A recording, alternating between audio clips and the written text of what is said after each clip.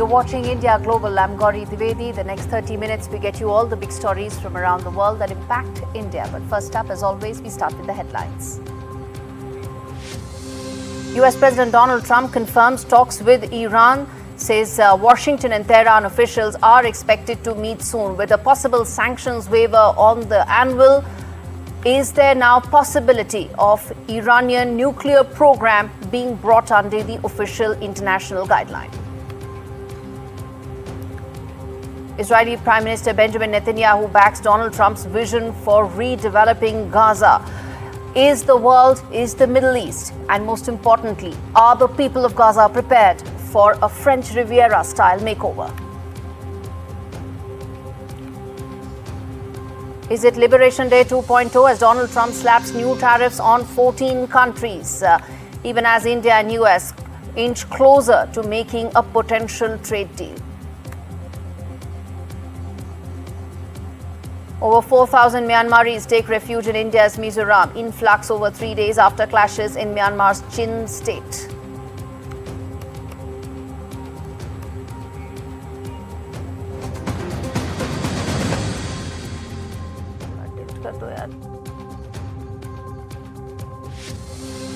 Viewers, the top story on the show on India Global today. In a major development, US President Donald Trump has said the US and Iranian officials are expected to meet soon, signaling a return to diplomacy following the recent American airstrikes on Iranian nuclear facilities and Tehran's retaliatory attacks.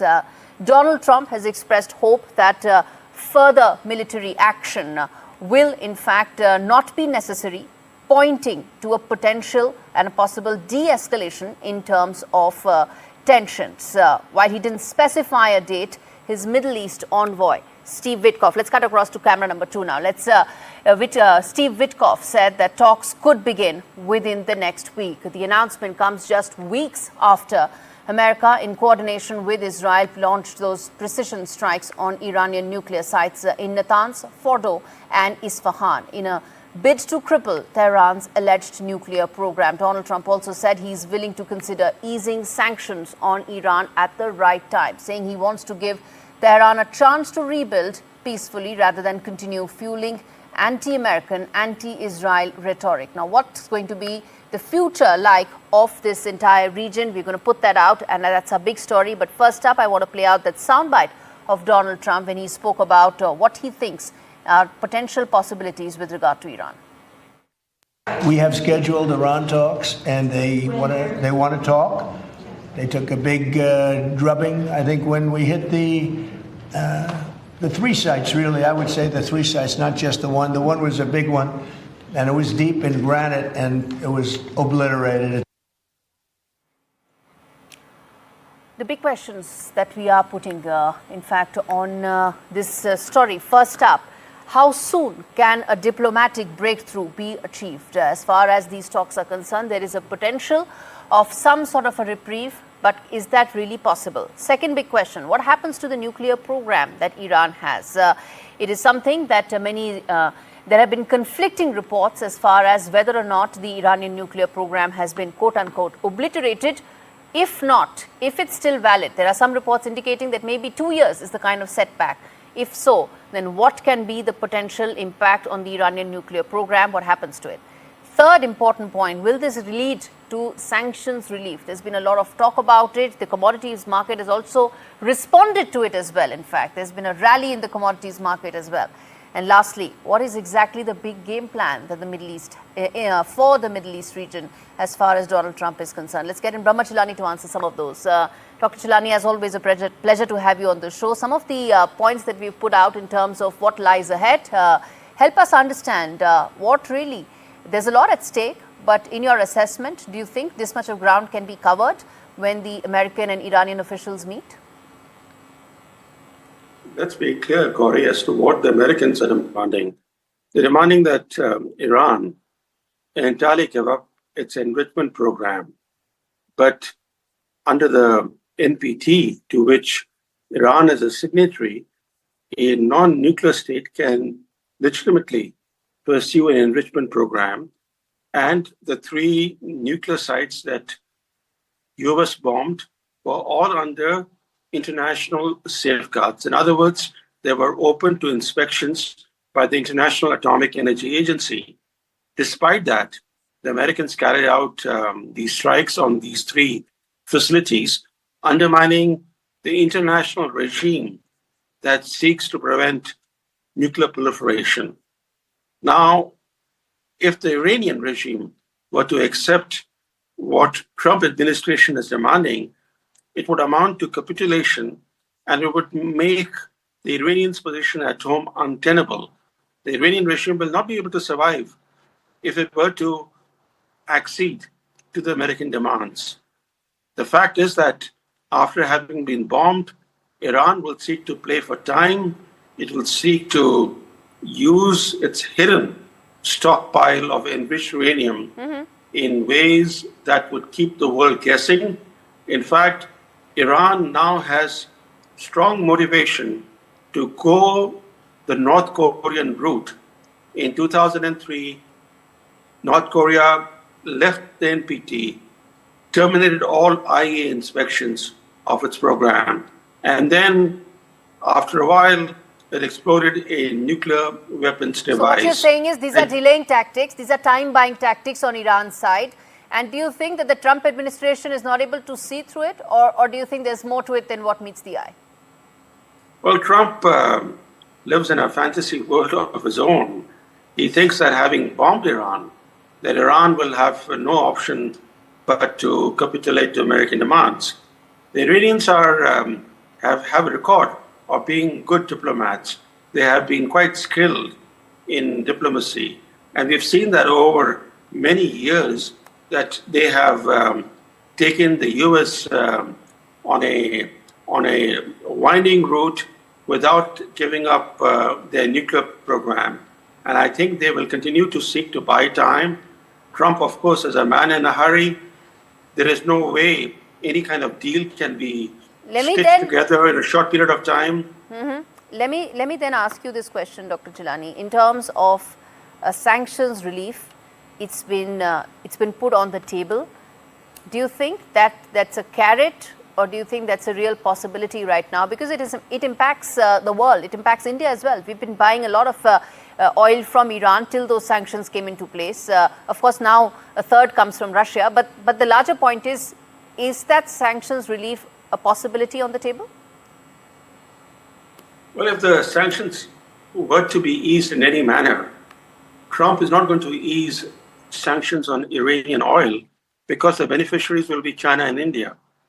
He will, if a deal were to be clinched, and that is a big if, I doubt whether a deal would be clinched that would satisfy the Americans. But if that were to happen, if a deal were to be clinched, the sanctions relief will be in other areas. Financial sanctions, for example, could be eased. But on the oil front, because the U.S. is seeking to enlarge its own exports, it's seeking a bigger share of the global oil market. It's seeking to, in fact, expand its oil exports to India. So the last thing that the U.S. would do in a hypothetical situation where a deal is clinched is to ease sanctions on Iranian oil. All right, I'm going to leave it there. Dr. Brahmachinani joining us live on what could be the potential as far as the U.S. Iran talks are concerned. All right, viewers, shifting focus now to more stories coming in from the Middle East. In fact, it's related to what we just discussed. Israeli Prime Minister Benjamin Netanyahu has backed a proposal by Donald Trump to relocate Palestinians from Gaza and turn the war-ravaged coastal enclave into a luxury waterfront development, a plan that has drawn huge amounts of condemnation from the world and could further complicate rather than solving the fragile ceasefire talks between Israel and Hamas. Netanyahu said Israel was working very closely with the U.S. to identify countries that would be willing to accept displaced Palestinians from Gaza and suggested that discussions with several nations were already getting close to fruition. Trump claims the U.S. has had great cooperation from countries surrounding Israel, saying that something good will happen. Netanyahu's comments marked the most explicit endorsement yet of a controversial idea Trump first floated earlier this year. And let's play out, if we have that video, we should just play that out as well, because this was actually put out on the official social media handle of the president of US, and that's what he has in mind, and which is why there's been so much of condemnation that's coming from around the world. He wants to call it the Riviera of the Middle East. Trump's proposal was met with quick backlash from the US allies, the Arab leaders, human rights organizations, who said it amounted to ethnic cleansing under the guise of economic development. All right, shifting focus now to major stories that are coming in from Myanmar, where heavy gunfire in the Chin State area has triggered one of the largest cross-border displacements this year. Over 4,000 civilians have crossed into Mizoram's Zohathar village in just 3 days. 5 Indian homes and 1 vehicle struck by stray bullets. A man from Saigon has drowned attempting to return mid-conflict. Meanwhile, Assam Rifles have sealed this border gate. Community groups, including the Young Mizo Association, are coordinating food, medical help, but resources are stretched. What really complicates this border crisis is China's multi-layered role in this entire conflict. They're supplying the junta with advanced weaponry. Beijing also maintains contact and at times, in fact, is also helping these ethnic armed groups. And there are around 26,000 of them in this entire region. In fact, between February 2021 and December 2022, Chinese companies actually sold ammunition to a large extent. Now, how does this impact India? That's the bigger story here. You know, that there have been people impacted, there is communities that are impacted, but how does this impact India? There is direct impact in terms of India's strategic corridor, India's strategic calculus, given the fact that this could have both humanitarian as well as security complications for India. Now, of course, there are this large presence of China in this region, whether it is in terms of BRI investments, which are mining rights and multiple ethnic regions. But beyond that, there is also the fact that that this will complicate the situation as far as India's security calculus is concerned, and could mean that more effort and more focus will have to be given particularly to China, to India's Chicken Neck region.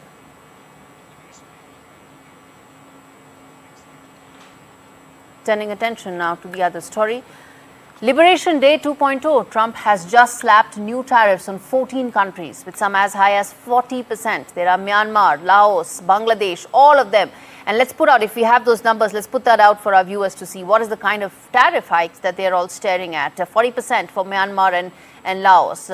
Others like Japan, South Korea, Indonesia are all in that list. They were all part of what Trump calls a plan to fix unfair trade deals, protect U.S. jobs. Trump sent letters to major trading partners, including Japan and South Korea, dictating new blanket tariffs. Now, what are we really looking at here? I'm going to play out that soundbite of Donald Trump in just a bit, but viewers, I want to explain to you what it means in terms of the reason why these tariffs are so significant is that it impacts the Indo-Pacific alliance network that America has. Now, if you have a Vietnam or a Laos, or you have Indonesia or any of the or Philippines or any of these large countries, 14 of them, looking at such high tariff levels, they're unlikely to be part of the traditional American alliance network anymore going forward. And if that gets stretched further, that allows the possibility of China coming into it, because the Indo-Pacific model that US has right now is already being tested with enough and more presence of China, both in terms of deep strategic interests and also large amount of investments. In the backdrop of that, these Liberation Day 2.0 tariffs are going to stretch the American arc of strategic calculus in the Indo-Pacific even more. Let's play out Donald Trump on that. Are the tariff letters that you sent today final offers, or are they negotiable? Well, that's final offer. So South Korea, Japan should take it or We're leave always it? subject to negotiate something that's fair, but we've talked to most of the countries, and pretty much they've had their way for many, many decades, as you know. and it was time that we just wanted fairness. This is not really equitable from our standpoint because it's just a small token by comparison to the damage that's been done over the years. But we had no other president that was willing to do this. I did it in my first term with China and others. We took in hundreds of billions of dollars of tariffs. No inflation, the most successful period of time that we've ever had financially in the country. The first term. I think this term is going to be much better, even much better than that. That was the best ever, and this is going to be, I think, substantially better. And we're on the way to doing that. Now, while Donald Trump slapped tariffs on 14 countries, he said Washington was close to making a trade deal with India.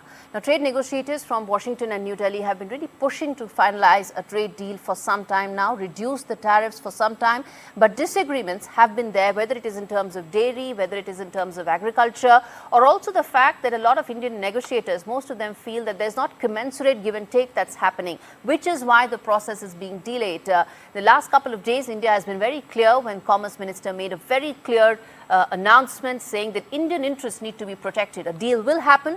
There is 9th of July. That's an important time. Before that, deal has progressed. Negotiations have advanced, but nothing till Indian interests are protected and Indian interests are secured, which is the background of understanding that while deals discussions have progressed, a deal is yet to be finalized and no one knows when that is likely to be sealed. But it's important to point out that while 14 other countries have been slapped with additional tariffs, India is looking to cement that deal, maybe in the 24, maybe in the next 48 hours. But that is the real differentiator to be able to understand how Donald Trump's administration is viewing India and some of the other countries in Asia in terms of trade through which they view the entire foreign policy mechanism. Let's play out Donald Trump on that. Now we've made a deal with United Kingdom. We've made a deal with China. We've made a deal. We're close to making a deal with India. Others we met with, and we don't think we're going to be able to make a deal, so we just send them a letter. All right, I'm now going to turn attention to a story that is something that's important, viewers, to really understand what's happening. Now, 2 days back, the Indian Deputy Army Chief made it absolutely clear that what happened during Operation Sindoor was Pakistan at the forefront, but China at the background, and led equally by Turkey as well. Now, China and Turkey were colluding with Pakistan to assist in intel, providing real-time details. China also provide ammunition. Remember, Pakistan was the laboratory of Chinese weapons and ammunition. What was Turkey doing? Turkey was providing drones. Turkey was providing assistance as well. Now, in the backdrop of that, suddenly you have both Pakistan and China going on back foot. Both of them have come out with statements saying they had nothing to do with this. China has in fact even went on to say that the India-China relationship is at a very advanced and at a level at which they feel it going forward. Suddenly they want to not take this any forward, at least in the public domain.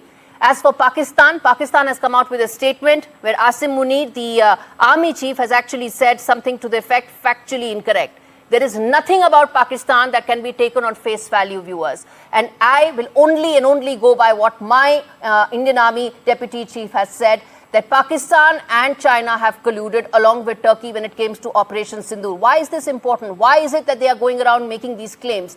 Because for the international community to understand that if this is the collusion that they are doing right now, it has serious implications, not just for India, but for this entire region, which is why China and then Pakistan are being forced to come out with these half statements. They're not going to cut ice. India knows very well that there is a two-front war, and in fact it's now 2+1. Turkey and Turkey's interests and where they are aligned are also now very clear for India. India is well prepared. Our defense, our strategic calculus is completely focused on ensuring that whether it's a two-front war or a three-front war, we'll be prepared. As for Pakistan and China, this is optics, viewers. This is a reason why they are coming out with these statements. These optics are meant for the international community, and which is where they are really directed at. As for India, it's nothing but just filibuster. Staying with China, in fact, this is a story that many need to now know about, which is regarding a 38-year-old man in China who's gained attention on social media for being the food delivery worker with the highest education level. What has happened? He is now someone who's had an Oxford degree but failed to find a suitable job. He is holding multiple degrees from top universities, whether it's Tsinghua University, from where he completed his bachelor's in chemistry, and then of course a master's degree from Peking, which is the best university in China. He hasn't found a job. He's also got a PhD in biology from Nanyang University, then a degree from Oxford. Now, while he went around collecting degrees, what is it that he's not been able to get? A job. He's now a food delivery rider. Nothing wrong with that. But why is it that the famed Chinese economic model, which is being talked around the world about how this is the biggest economic engine in the world, is not able to provide highly educated people commensurate jobs? Is there something now wrong with the Chinese economic model? Is there something in terms of the fact that now Xi Jinping has not been able to solve the essential problem that the Chinese economy is facing, which is deflation, which is slowing economic growth? And this particular example of a PhD student now being forced to work as a food delivery rider is a wake-up call for all those in India and around the world who consider the Chinese economic model perfect. They can't get jobs, they don't have jobs right now, and that is the reason why slowing growth is becoming a bigger problem politically for Xi Jinping. All right, on that note, I'm going to slip into a quick break, come back with more on the other side. Stay with us.